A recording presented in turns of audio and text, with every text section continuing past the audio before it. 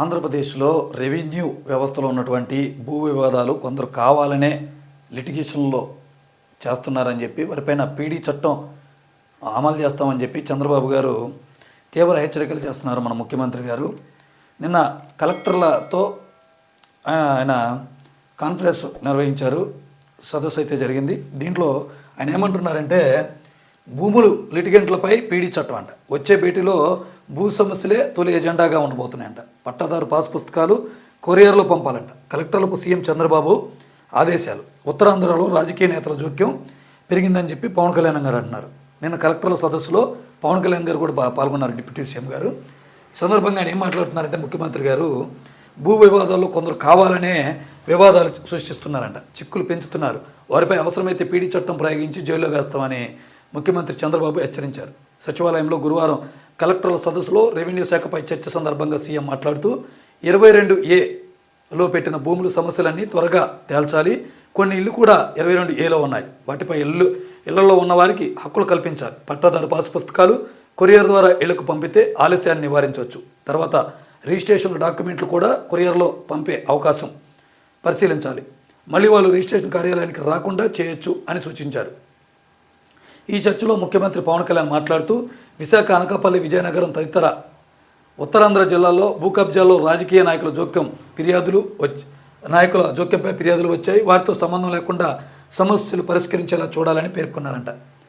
ఈయన ఎవరైతే భూ వివాదాలకు కారకులు అవుతున్నారో వారిపై పీడీ చట్టం పెట్టి వారి కేసులు పెట్టి లోపలేస్తామని సీఎం గారు హెచ్చరిస్తున్నారు. రాష్ట్రం మొత్తం కూడా రెవెన్యూ వ్యవస్థలో ఈ సమస్యలు దశాబ్దాల కాలం నుంచి ఉంటున్నాయి అన్నమాట. ముఖ్యంగా ఇప్పుడు ప్రభుత్వం చేస్తున్న పోరాటం ఏంటంటే 22A వీటిలో ఉన్న వాటిని వెంటనే పరిష్కరించాలని చెప్పి చెప్తున్నారు. నెక్స్ట్ సమావేశంలో ఇదే పెద్ద ఎజెండాగా తీసుకుపోతున్నారు. దీనిపైనే చర్చ నడుస్తుందంట. సరే, ఇది సాధ్యమా అసాధ్యమా అనేది పక్కన పెడితే మరి దీన్ని గట్టిగా పట్టుకుంటే అది మేలు జరిగితే ప్రజలకు మేలే. ఎందుకంటే చాలామంది తమ పిల్లల పెళ్లి చేద్దాం, ఆడపిల్లల పెళ్ళి ఇది అమ్ముకొని ఈ భూమిని లేదా అప్పులు తీర్చుకుందాం అనుకున్న వాళ్ళకి ఇది శాపంగా మారిపోయింది. ఒక పక్క వడ్డీలు పెరిగిపోతున్నాయి, మరో పక్క ఆ బాకీ తీర్చే పరిస్థితి కనపట్లేదు. అమ్ముకుందామంటేనేమో ఈ పెండింగ్లో ఉన్న భూమిని ఎవడో కొనడు, ఎందుకంటే రిజిస్ట్రేషన్ అవుద్దో లేదో తెలియదు. కాబట్టి ఈ లిటిగేషన్స్ అనేవి పోతేనే వాళ్ళు ఇవ్వడానికి కొనడానికి ముందుకు వస్తాడు.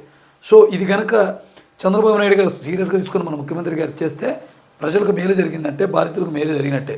సరే, ఇంకోటి పవన్ కళ్యాణ్ గారు లేవనెత్తిన అంశం ఏంటంటే రాజకీయ నాయకుల జోక్యం ఎక్కువైంది, ఉత్తరాంధ్ర జిల్లాల్లో వారిపైన చర్యలు తీసుకోవాలని చెప్పి చెప్తున్నారు.